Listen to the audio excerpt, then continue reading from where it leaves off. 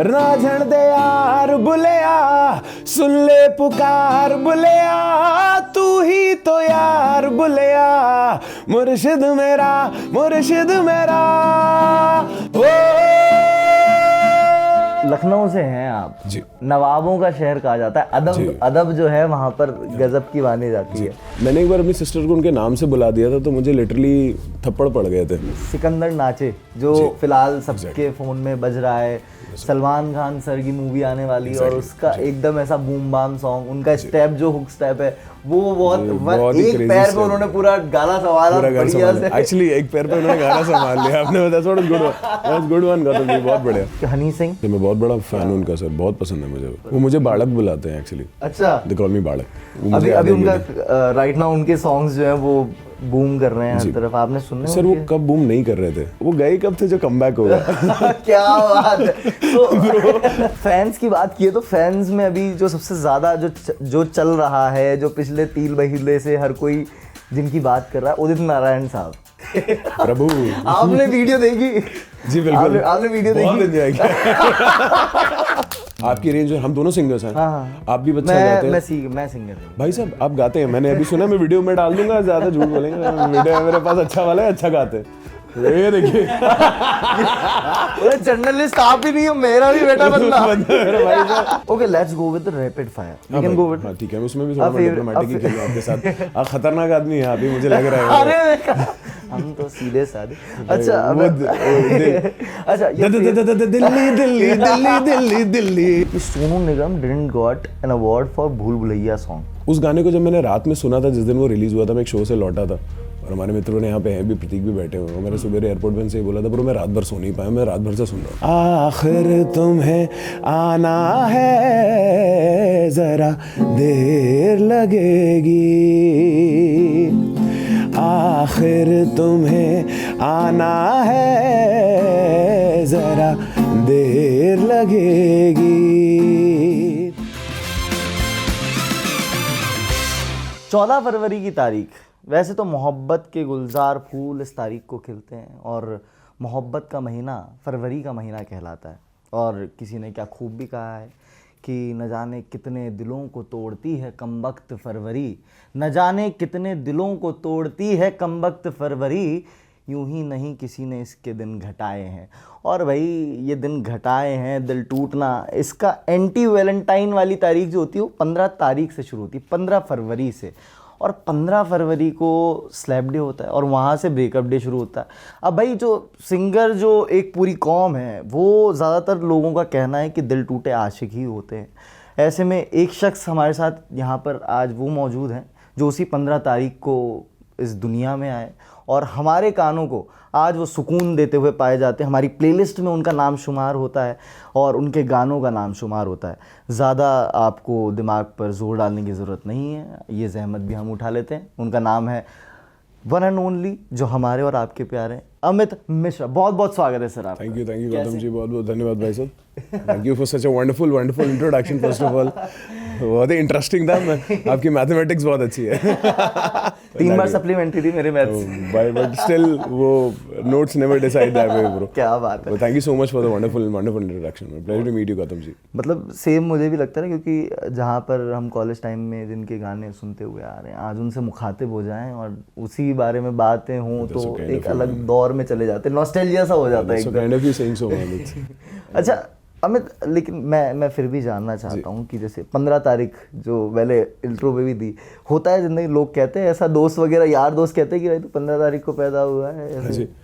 Ji actually I am pretty much blessed. मुझे बड़ा अच्छा डेट लगता है 15 फरवरी, and of course I would rather say कि हाँ, वैलेंटाइन से उसका रिलेवेंटली कोई भी कभी किसी ने ऐसा कॉम्प्लीमेंट नहीं दिया मुझे। बट या 15 फरवरी इज लाइक समथिंग, या जैसे आपने बोला कि 14 फरवरी आप वैलेंटाइंस की तरह उस तरीके को देखते हैं उसको, पर हाँ 15 फरवरी मुझे बड़ा स्पेशल लगता है बिकॉज आई फील मैं इतना दिल टूटा आशिक तो हूँ नहीं। अच्छा, तो हाँ, जज्बाती आशिक हो, ये बोल सकते हैं। जज्बाती आशिक हो, क्या बात है। अच्छा कभी वो मतलब होना भी चाहिए, I guess। तो गाने लिखते वक्त, जैसे मैं खुद जब गिटार या हल्का फुल्का थोड़ा बहुत प्ले कर लेते हैं, तो मुझे भी अगर कभी ज़िंदगी में कुछ इंसिडेंट आता है तो लिखने में मज़ा आने लगता है ना। लेख जो हाथ की उंगलियां हैं वो अपने आप काम करना ही तब शुरू करती हैं जब दिल की धड़कनें जो है वो एक किसी जंजाल में फंस जाए, कहीं फंसी हो। तो आप जब लिखते हो कभी ऐसा हुआ है कि किसी ऐसी जी यूजली उल्फत में पड़े हो? आई वुडंट से दैट कि पहली बात तो कि मैं राइटर नहीं हूँ, प्रो मैं लिरिसिस्ट नहीं हूँ। हर इंसान एक पोएट होता है।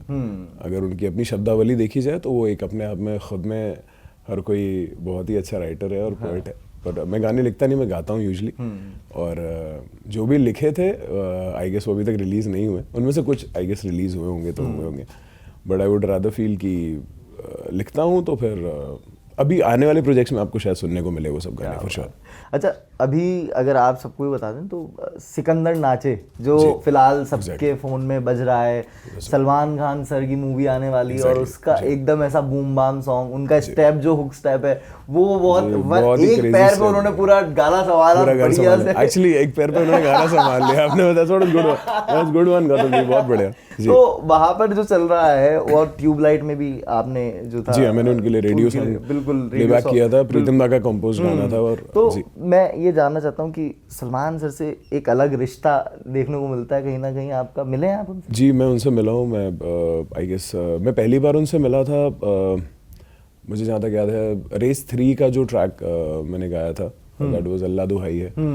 तो मैं उनसे तब पहली बार मुझे मतलब उनको मिलने को उनसे मिला। And he is a wonderful person so far. And उनसे जितनी देर भी मैं मिला मुझे बहुत ही इंस्पिरेशनल वाइब आता रहा उनसे। And he was very kind to me. And Salman sir has always been mega means उनका ऑरा हमेशा से बहुत अच्छा रहा है। तो अगेन उनके लिए प्लेबैक करना हर आर्टिस्ट का एक सपना रहता है। And I would thanks to Mahadev for that same thing कि उन्होंने मुझे मौका दिया और उनके लिए मैं गा पाया। और ये तीसरा गाना होगा आई गेस जो मैंने उनके लिए रिकॉर्ड किया। सिकंदर नाचे पर मैं आना चाहूँगा। सिकंदर नाचे ये वाइब जो थी, how did it got to you? क्या क्या कहा उधर से मेकर्स ने? जी एक्चुअली मुर्गीदोस्त सर फिल्म को, सर इस गाने में बहुत मेहनत की हम लोगों ने। Specially if I just give the credit to the Jam8 जो कि प्रीतम दा का इनिशिएटिव है।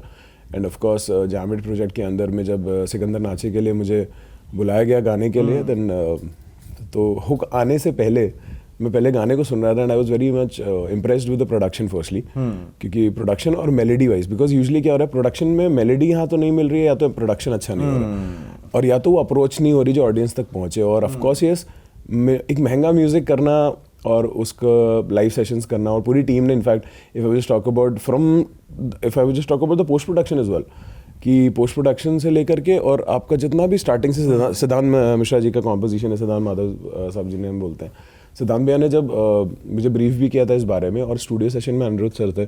एंड तो पहली बात तो रेंज उस गाने की काफ़ी अच्छा हाई पिच एनर्जेटिक सॉन्ग था, और मुखड़ा बहुत इजीली डब हो गया था। मतलब आई गेस पहले सेशन में ही मुखड़ा बहुत अच्छे से डब हो गया था। हमें इसके स्ट्रैटेजिकली अंतरे पे बहुत काम करना पड़ा, बिकॉज देयर वाज 3 अंतराज इन द सॉन्ग। और अगर आप ऑडियो पे जाएंगे और वीडियो में एक अंतरा दिख रहा है, तो मुझे आई गेस सेकंड अंतरा बहुत पसंद आया था। और मैंने 3 सेशन डिमांड किया, तो 3 सेशन रिकॉर्ड किया मैंने इसके। तो पहले बार एक बार डब करके गया, मुखड़ा तो ठीक था, बट बाद में शायद सलमान साहब ने चेंज करवाया, या फिर जो हमारे समीर रंजान साहब ने लिखा है इसे, तो समीर सर का भी कॉल आया इस विषय में कि सेकंड अंतरे में कुछ फोनेटिकली चेंज करना है। पर Sikandar Naache is one of those trendiest song I guess, थोड़ा ट्रेंड सेटर सॉन्ग है, बिकॉज मिडल ईस्टर्न वाइब भी है, थोड़ा टर्किश वाइब भी है, डांस मूव्स जो मैंने देखे उसको देख के, और साथ में जो इसमें रिफ बनाई सिद्धांत सर ने, दैट वाज अमेजिंग इक्वली। और मुझे बहुत मजा आया भाई इस गाने को गाने में, और मेहनत भी उतनी करी पूरी टीम ने।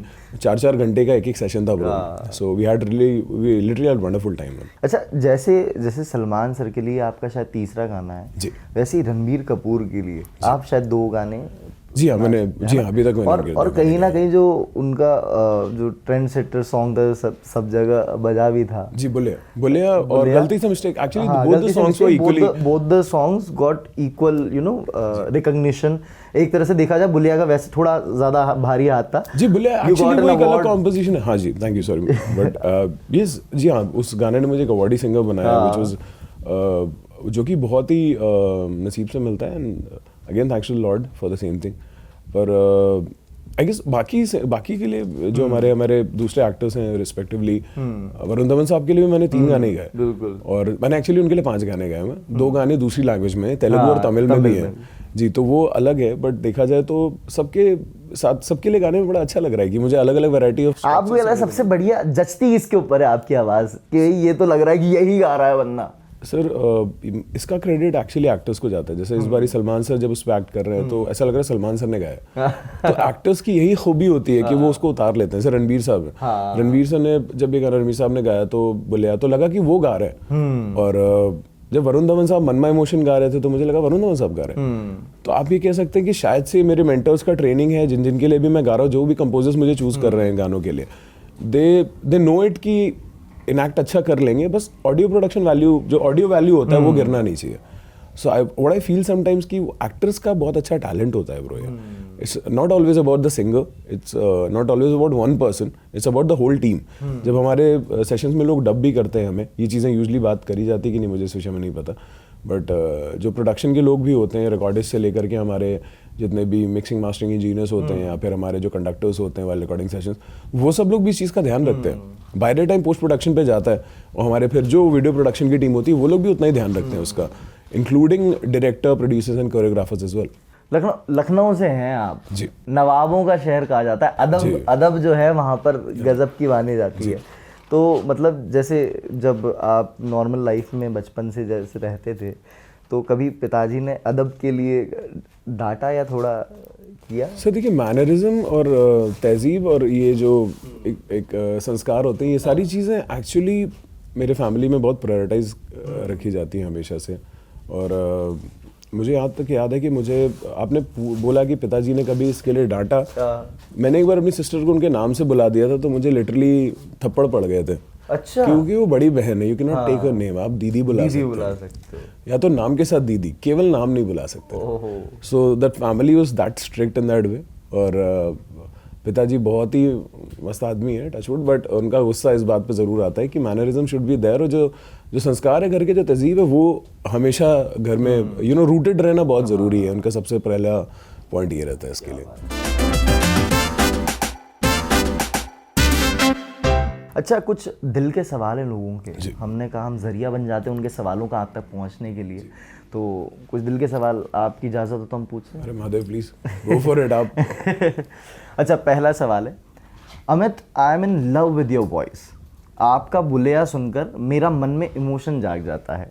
मैंने अवार्ड शोज देखना आपकी परफॉर्मेंस की वजह से स्टार्ट किया, लेकिन अब आप अवार्ड शोज में देखे नहीं जाते, इसके पीछे की क्या वजह है?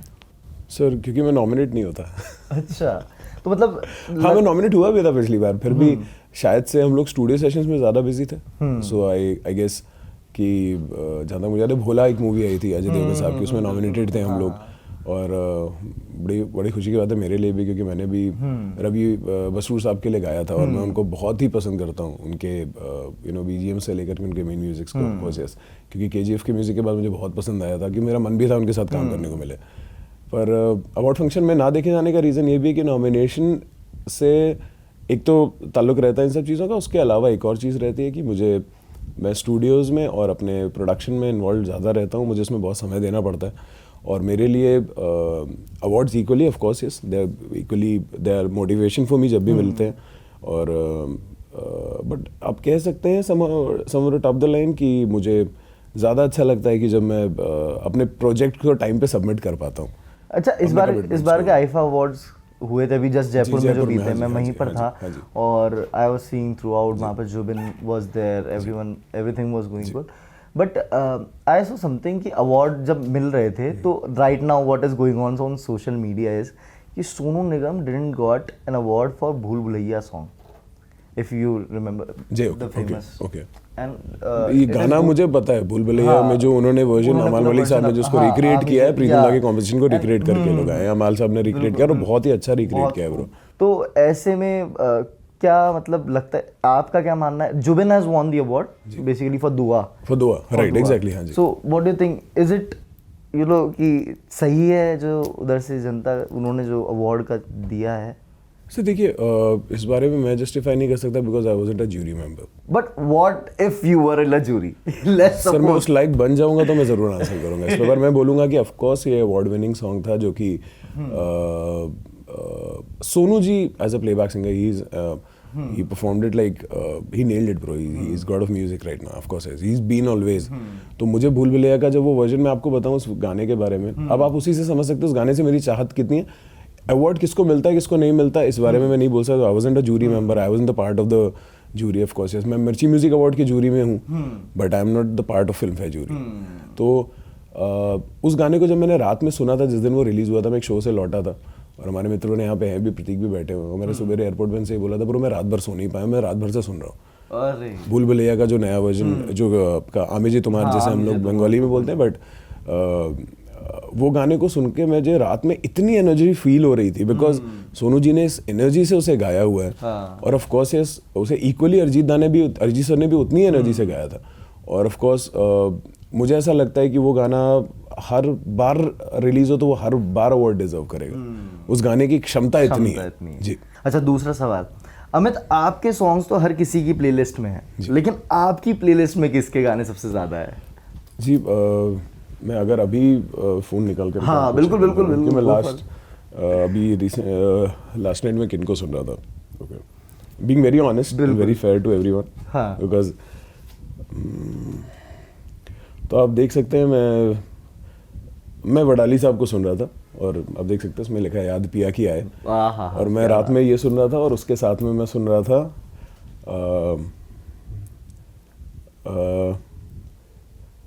अगेन वडाली साहब को ही सुन रहा था तू माने या ना माने, मैं वो भी सुन रहा था, और तेरा इश्क नचाए करके ताता थैया सुन रहा था, और उसके पहले मैं सुन रहा था आन मिलो सजना अजय चक्रवर्ती साहब और परवीन सुल्ताना जी का।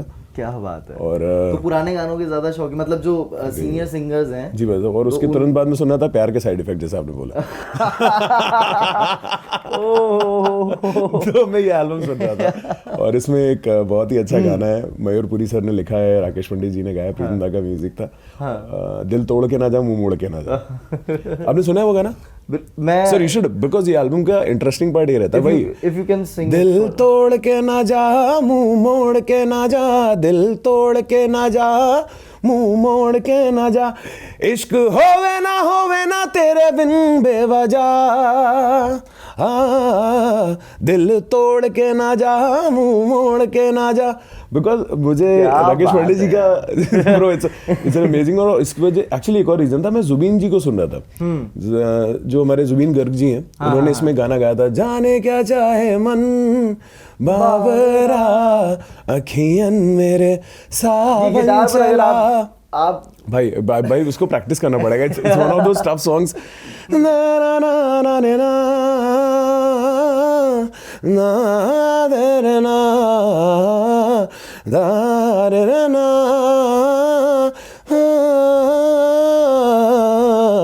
सॉरी ब्रो गलतियां हो रही हैं क्योंकि मैं गाना सीख रहा था अलग और बहुत दिन बाद सुन रहा था, सो मैं ये आलाप सीख रहा था बिकॉज इस आलाप का जो नुआंसेस थे बहुत छोटे छोटे पॉइंटर्स थे। तो अब मेरा प्लेलिस्ट आपने देख लिया, तो मेरा प्लेलिस्ट ऐसे ही चलता रहता है। बहुत बहुत बहुत बढ़िया प्लेलिस्ट है और मैं जाते जाते ट्राई करूंगा कि अपने साथ शेयर करूं। अरे भाई साहब प्लीज गो फॉर इट, आपके सामने पूरा प्लेलिस्ट है। बट हाँ मैं एक्चुअली इस विषय में बंधु और बोलना चाहूंगा, आपने अगर सुने हो इनके गाने वडाली साहब के, बिल्कुल भाई क्या शानदार गाने हैं ब्रो मींस। और ऊपर से अगर आप अजय चक्रवर्ती साहब को सुन लें साथ में, क्योंकि मुझे ऐसा लगता है अजय चक्रवर्ती साहब, राशिद खान साहब और ये लोग का जो लाइट म्यूजिक का सेक्टर था वो बहुत स्ट्रांग था वो। और वो सुन के मेरा, आप मानेंगे कि मैं कभी शो के बाद अपने कुछ चीज़ें क्रॉस चेक कर रहा होता हूँ या टीम के साथ बैठा होता तो ऐसे ही गाने चल रहे होते हैं। और यू नेवर नो कि वो कब शिफ्ट होकर के उस पे चला जाए। बहुत अनप्रेडिक्टेबल होता है, बहुत अनप्रेडिक्टेबल। सर म्यूजिशियन का लाइफ ही ऐसा रहता है, आप प्रेडिक्ट नहीं कर सकते कि अगली लाइन में कहाँ पर जाने वाला है सुर। ट्रूली एक्चुअली ये मैं पूरन साहब के लिए बोलना चाहूँगा, पद्मश्री पूरन साहब वडाली साहब के लिए, कि जब वो गाते हैं तो मुझे ऐसा लगता है लाइफ में कि शायद म्यूजिक समंदर से भी ज़्यादा गहरा होगा या फिर ज़्यादा बड़ा होगा ब्रो। क्योंकि पूरन जी को जब भी सुनता हूँ, और महादेव उनको और दीर्घायु करे और उनको बहुत अच्छी उम्र मिले, लंबी उम्र रहे। और भाई साहब क्या बहुत बढ़िया गाते हैं, शानदार। उनके वो तो उस्ताद लोग हैं भाई, उनकी तारीफ जितनी की जाए कम है। अच्छा ये तो बात ही लोगों के दिलों के सवाल की, लेकिन अब मैं अपने दिल के एक सवाल पर आऊँगा। आपने पुराने गानों की बात की है और पुराने गानों का रीमेक अगर चले तो उसमें आपके भी बहुत सारे फेमस आते हैं। Sir sorry to interrupt you sir, BTS में जहाँ बेस हो रहा था वो काट दीजिएगा, वरना लोग बोलेंगे कि यार ये ऑटो ट्यूनर लगाना पड़ेगा। I am learning bro, I am not a master so far. अरे नहीं लर्निंग, और ये बोल बहुत, रहा हूँ। मैं आपको बताऊं बहुत कैजुअली हमारी जो मतलब रैंडम बात में अगर कोई ऐसे ही सुर ले जा रहा है और वो भी एक नैप के बाद यहाँ पर जब वो आए तो आई थिंक कि ऐसे नहीं, नहीं खुद में एक अच्छे म्यूजिशियन है तो आपके साथ एक यू नो जो मुखातिब होना भी एक अलग ही मजा आ रहा है। मैं तो चाह रहा हूँ कि ये गिटार मेरे पास हो और आपकी आवाज उसके साथ। बिल्कुल मेरे लिए सौभाग्य का मतलब, बिल्कुल means a lot sir, means a lot. Let tell you mine बता जी। मेरी रूह का परिंदा फड़फड़ाए, लेकिन सुकून का जजीरा मिल न पाए। वे की करा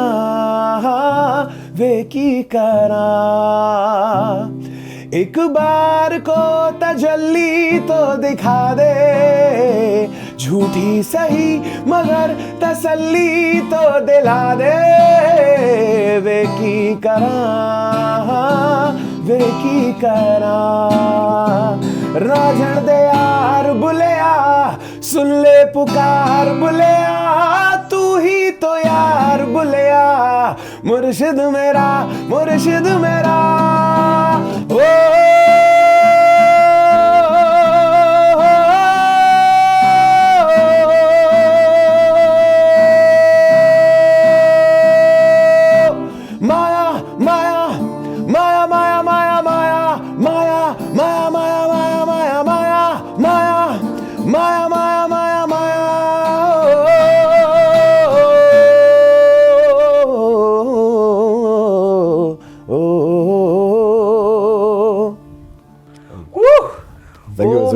मतलब ऐसा कॉन्सर्ट भाई, ये लिटरली बहुत, it is one of the beautiful moments of my life. मैं बस इतना कहूंगा कि इतना सुकून भरा गाना सुनने को मिले और एंड में जो आपने किया है, it is totally it's a random jamming to be very honest, just to mention it। बहुत खूब सर, बहुत खूब। और भाई साहब thank you for just being you know thank you for playing guitar along with me।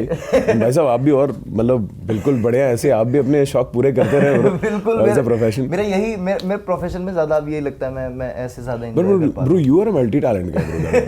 ये जो random एक कैजुअल जैमिंग हो गई और भन्नाट हो गया एकदम, माहौल बहुत तगड़ा सा। मैं इसके बीच एक और चीज़ जानना चाहूँगा, जैसे जब आप सिंगिंग करने बैठते हैं तो कभी ऐसा हुआ है कि artist block type of thing आपने फेस की हो?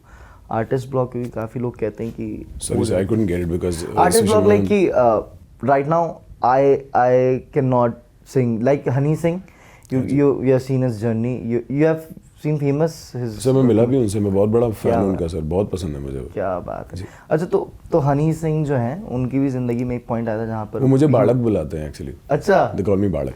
अभी उनका राइट नाउ उनके सॉन्ग्स जो हैं वो बूम कर रहे हैं हर तरफ, आपने सुने? सर वो कब बूम नहीं कर रहे थे? ये बात बहुत ऑनेस्टली बोलना चाहूँगा कि वो गए कब थे जो कमबैक होगा। क्या बात है। तो ये हाथों हाथ उनके गानों का वेट कर रहे थे लोग कि वो कब रिलीज करें। तो आई डोंट थिंक सो कि इसमें हनी सिंह साहब की कोई कमबैक की बात आती है। But have you find difference? पहले वो काफी शांत थे रिगार्डिंग इस बादशाह कंट्रोवर्सी, लेकिन एकदम से अब जो वो रिप्लाई कर रहे हैं on stage during the concert. Sir मैं वो फॉलो नहीं कर रहा, मैं उनके गाने सुन रहा हूँ। गाने सुन रहे हो? मुझे अच्छा गाना सुनने को मिले, मुझे ऐसा लगता है मैं भी कितनी फालतू बातें कर रहा हूँ बड़ी में शो, लोगों को अगर लग रहा है नहीं, बिल्कुल नहीं। बट फनी बात ये है जैसे कि अभी आपने बोला कि बादशाह साहब के लिए, बादशाह साहब से भी मेरी मुलाकात हुई थी I guess the rising star के दौरान। हम लोग जब वो जज के उस पर थे तो फिर मुझे सर से मिलने को मिला। He appreciated my shoes, he appreciated my singing. I was like he noticed my shoe because I am a shoe freak, of course yes. Then he asked me about the shoe also. वो बहुत casual cool और अपने product से भी वो उतने ही cool है। जैसे मैंने बोला कि कोई आर्टिस्ट अगर ऐसे ही आपसे मिलो, bro you shoe, I am loving your shoes bro, means he is so cool. Badshah sahab is so cool in that way, but Honey Singh sahab is also cool bro in that way.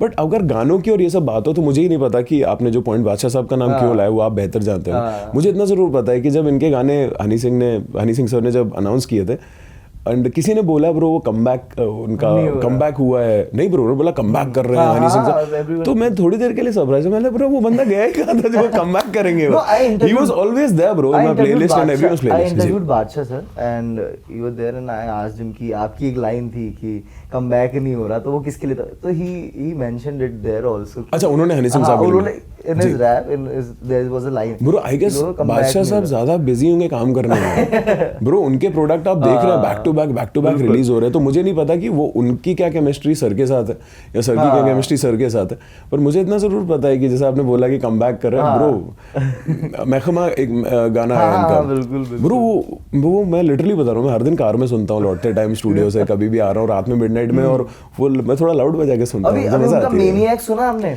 Bro? हाँ, मेनियक मैंने अभी actually car में बजा के नहीं सुना है, अभी बजा के सुनना बाकी, क्योंकि जब तक हनी सिंह साहब के गाने बजा के नहीं सुनता मुझे दिल को तसल्ली नहीं मिलती ब्रो। उनका जो वर्स है उसमें भोजपुरी पहली बार यूज किया गया, ट्रूली। हाँ जी। एंड उस पर भी अभी एक बवाल मच गया है, मतलब आई डोंट थिंक कि where this controversy comes from right now when I am covering these things, so I also feel कि कहीं ना कहीं कुछ ना कुछ तो चलता रहता है ना, but right now what is happening कि उसमें जो भोजपुरी वर्स उसमें लिखा गया है या जो गाया गया, रागिनी विश्वकर्मा है, she is from Gorakhpur, Bihar Gorakhpur. हाँ जी, गोरखपुर है ना, तो गोरखपुर एक्चुअली यूपी में आता है, यूपी में आता है, there is a border, so Bihar verse उन्होंने गाया है, वो एसेंस दोनों तरफ से आता है। हाँ जी। So right now what is going on कि PIL has been filed against it, कि जो वर्स उसमें लिखा गया है वो महिलाओं को गलत तरीके से डिपिक्ट कर रहा है, बट पवन सिंह, खेसारी लाल यादव और ये सब जो सॉन्ग्स हम भोजपुरी के सुनते आते हैं उनमें भी अलग अलग तरह की चीजें मिलती है, लेकिन अभी हो रहा है ये, आपका क्या कहना है इस पे?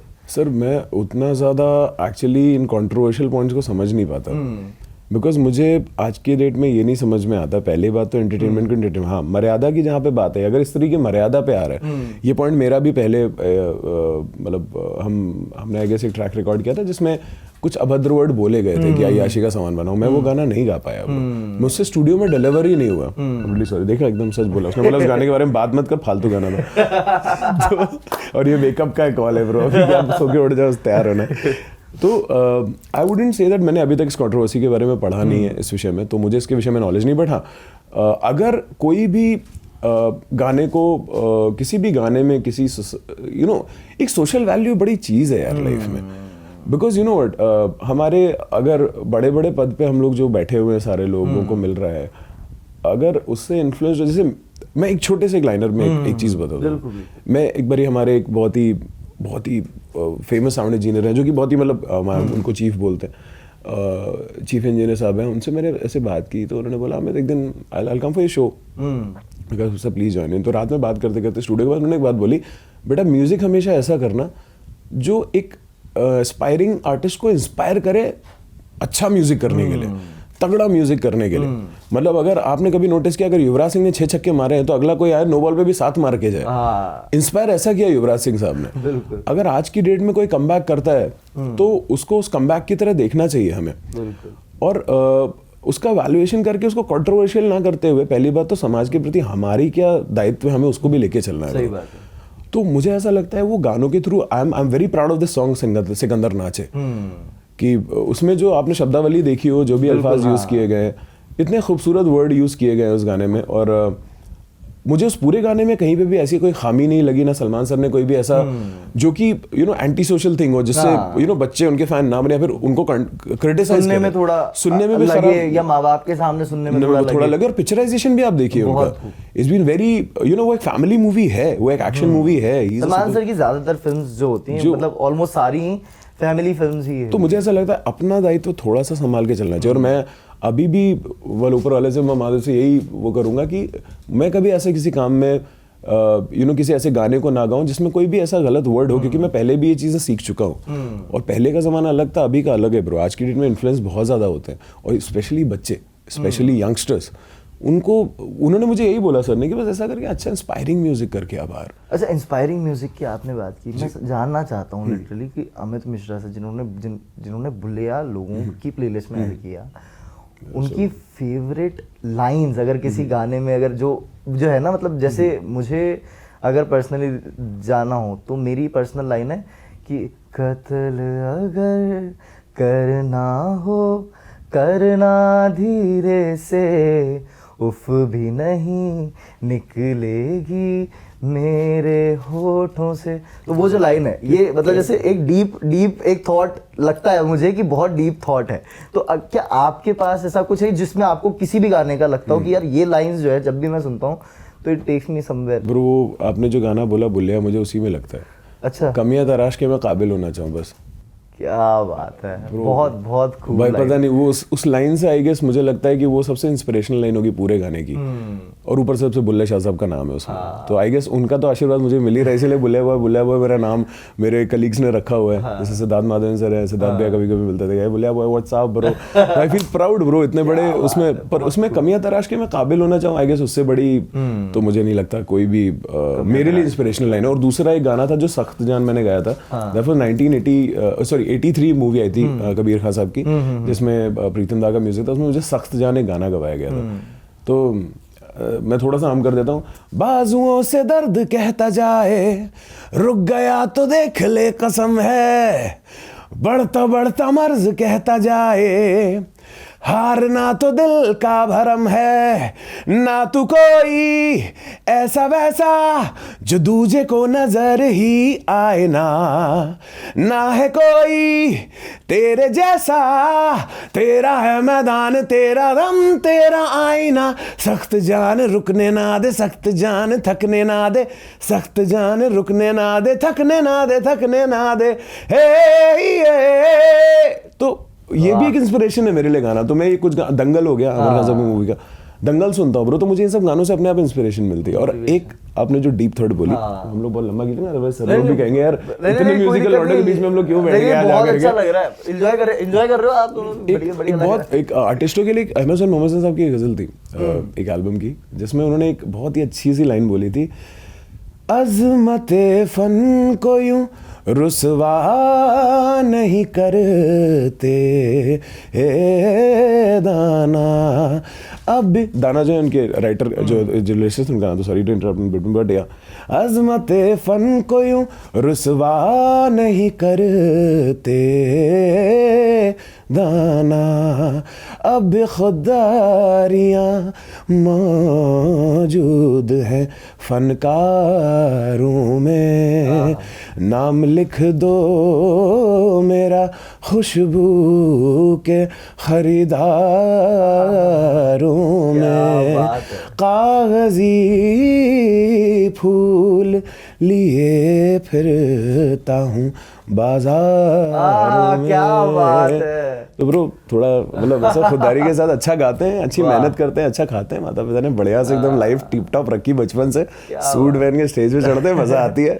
अच्छा, कभी स्टेज की आपने बात की, स्टेज पर ऐसे मतलब सबसे ज्यादा फैन मोमेंट जो आपने सबसे क्रेजी देखा हो वो कौन सा हो? सर गौतम साहब मैं कैसे बता सकता हूँ सर, सारे ही, पर फिर भी कभी एक तो हुआ होगा कभी जिसमें मेरे हमारे जो प्रतीक जी यहाँ पे बैठे हैं मैनेजर साहब हमारे, और एक हमारे अमित जी हैं, उनका नाम वो ऑफ कोर्स मैनेजमेंट से थे, आपको याद होगा अमित भैया। वो सबसे बेस्ट फैन मोमेंट था जब फैन को मेरी जान की परवाह नहीं थी। उन्होंने ऐसे जैकेट पकड़ा हुआ था कि मैं टंग जाता, क्योंकि मैं ऑडियंस से इंटरेक्ट करने के लिए ऑफ कोर्स मुझे अच्छा लगता मिलना और मित्रता और वो। तो मुझे याद है फीमेल फैन ने बहुत ही जोर से मेरा जो जैकेट था वो पकड़ लिया, और वो जिप यहाँ तक खिंच गई कि मेरे जो सिक्योरिटी टीम से थे उनको उनका रिस्ट पकड़ना पड़ा और हाथ टिल्ट करके छुड़ाना पड़ा वो, क्योंकि वो जिप प्रॉपरली मेरे यहाँ पे घिस गई थी। तो वो मोमेंट ऐसा था कि मुझे ऐसा था कि, और उसके बाद भी इनफैक्ट और हाथ पे भी खरोच आई थी। क्यों गाता हूँ मैं इतना अच्छा? अरे भाई मैं आपके लिए एक वो मांगता हूँ, आशीर्वाद भगवान से दुआ मांगता हूँ कि ब्रो आपको ये फैन मोमेंट मिले, आपको मजा आएगी।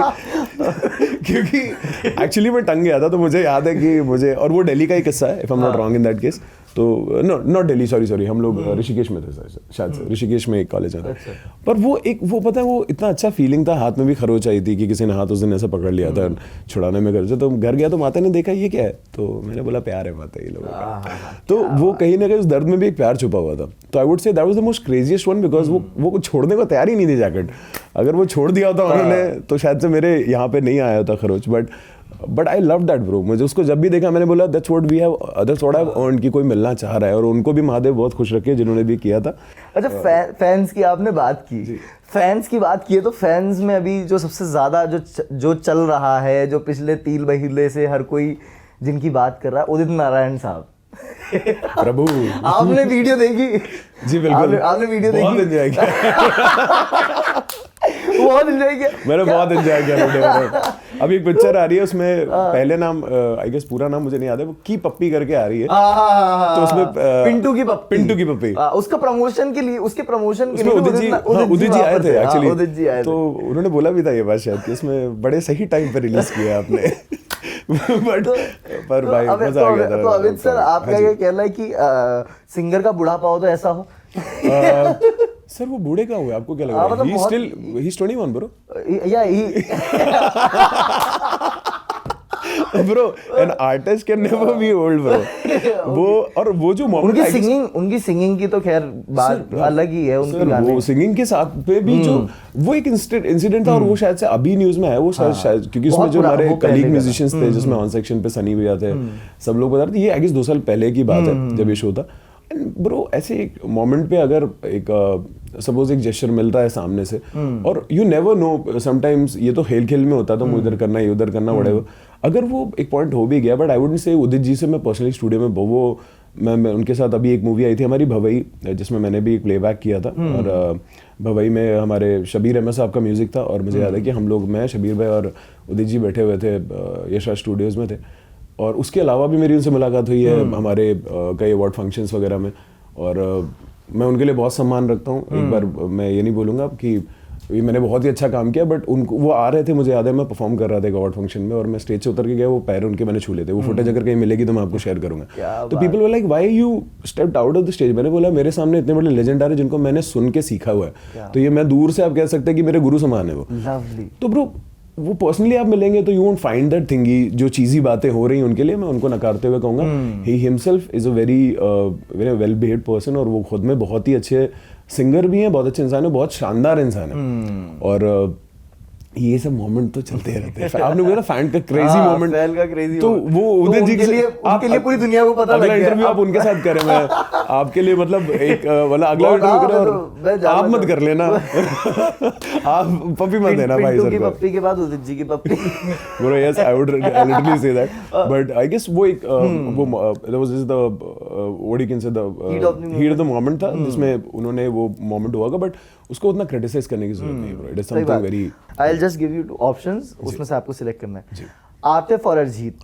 बोथ एक अगर फिर भी सर दोनों की क्वालिटीज अलग अलग हैं। आप अगर मुझसे पूछ लें ऐसे करके कि भैया नाव चाहिए या क्रूज चाहिए, ब्रो नाव का काम अलग है, क्रूज का काम अलग है। अच्छा ठीक है, ओके बोथ।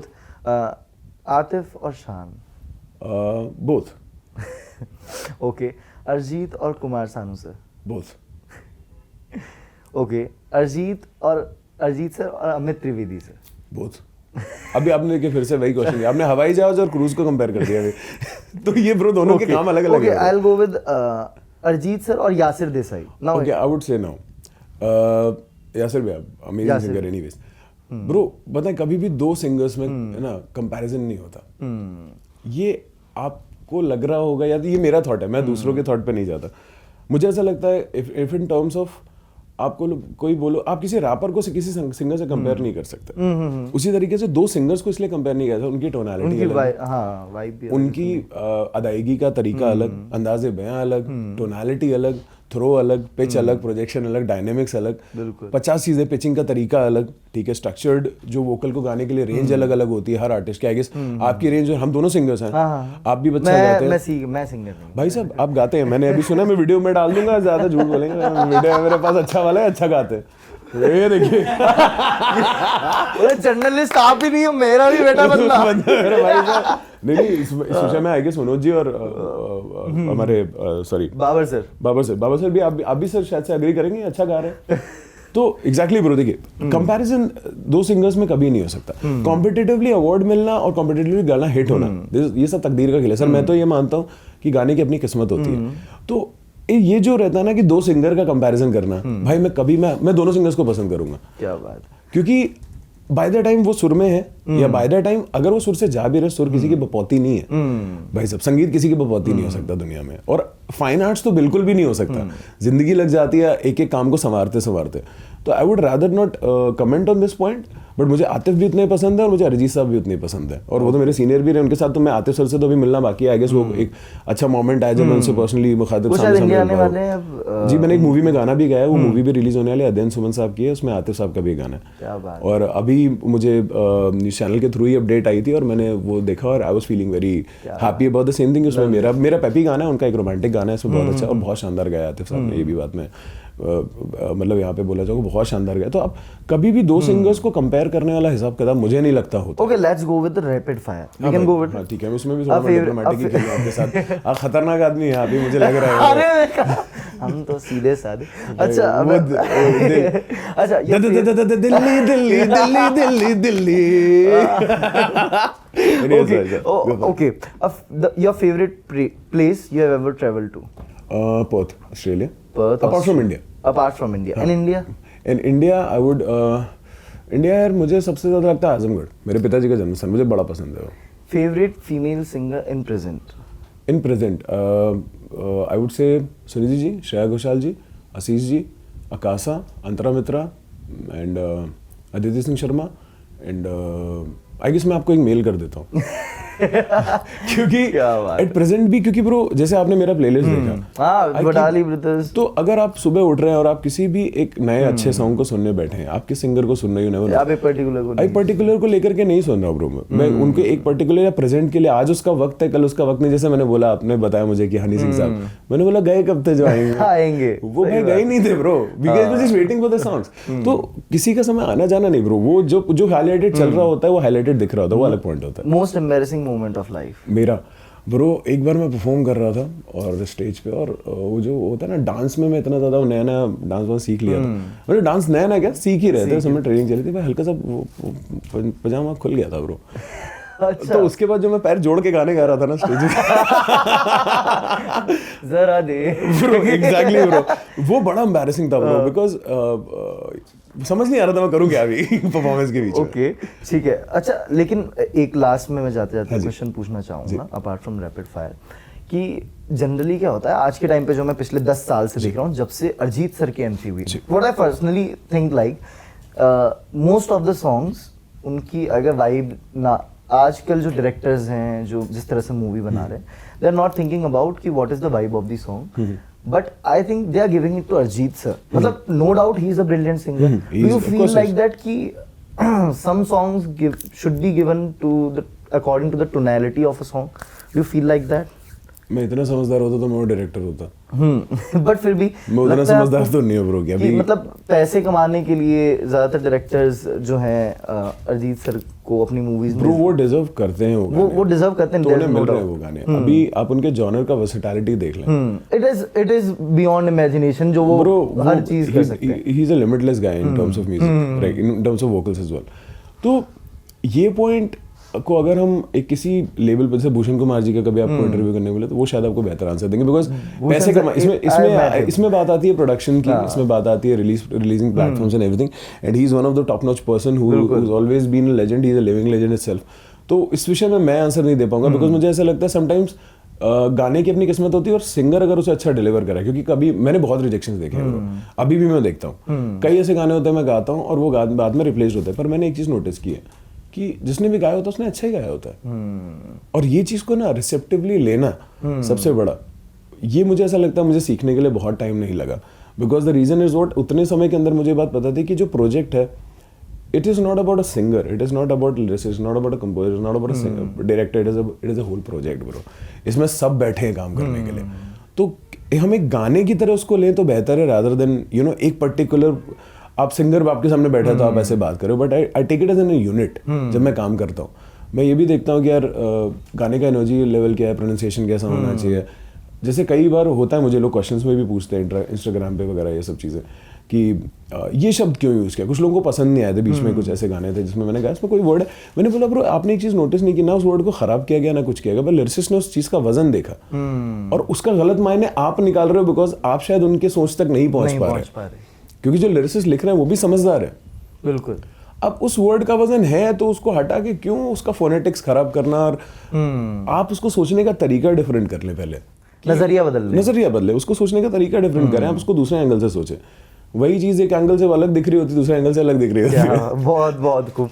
अच्छा हम अंत में आ चुके हैं इंटरव्यू के, ऐसे में जाते जाते मैं जो भी इस इंटरव्यू का बेसब्री से इंतजार कर रहे हैं उनके लिए आपसे एक गाना जो है वो लेना चाहूँगा। ज़रा देर लगेगी थोड़ा, क्योंकि इतना अच्छा सर मैं 2 गाने गाना चाहूँगा, बिल्कुल मुझे तो मौका मिल रहा है, तो बिल्कुल बिल्कुल लवली।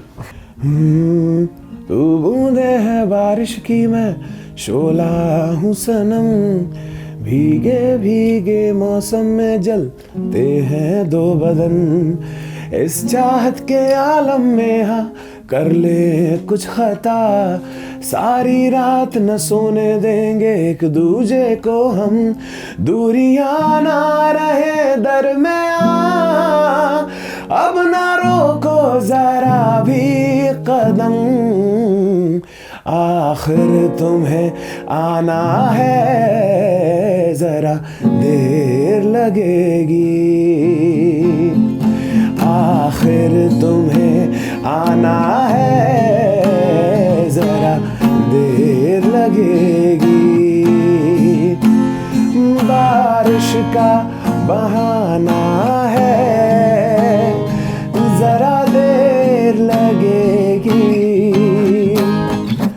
आखिर तुम्हें आना है जरा देर लगेगी। संजीव दर्शन साहब ने इसे रिकम्पोज किया है, रीअरेंज किया है, रीडिजाइन किया है, एंड थैंक यू टिप्स ने, टिप्स के लिए मैंने गाया है। अब ब्रो मेरा बहुत फेवरेट गाना था।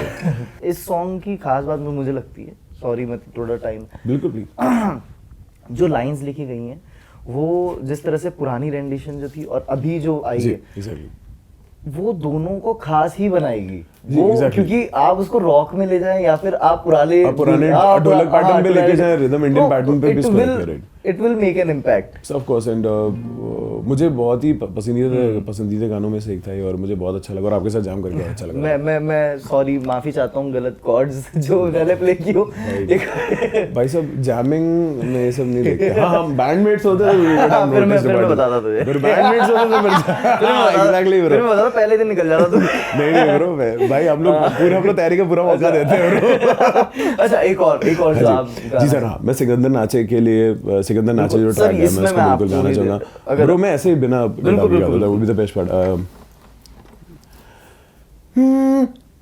मैं तेरी इबादत करता हूँ, तुझसे ही मोहब्बत करता हूँ, रहता तेरे दिल के अंदर, तेरे इश्क में बन के समंदर, सिकंदर नाचे नाचे, सिकंदर नाचे नाचे, सिकंदर नाचे नाचे नाचे होके मस्त मलंगा नाच, सिकंदर नाचे नाचे, सिकंदर नाचे नाचे, सिकंदर नाचे नाचे नाचे होके मस्त मलंगा नाच, Sikandar.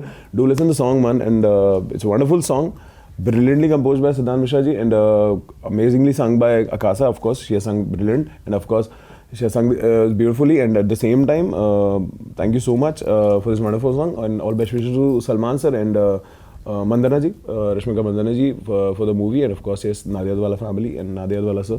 Thank you so much for this wonderful opportunity, and thank you Jammate for everything. 30th March, Sikandar aa rahi hai. Do watch it, brothers. Must watch. And thank you so much sir. And thank you for the valuable time, Gautam sir. बहुत मजा आई. मिश्रा जी से बात करके. And thank you so much sir. Thank you for joining in everyone. Thank you. Thank you so much.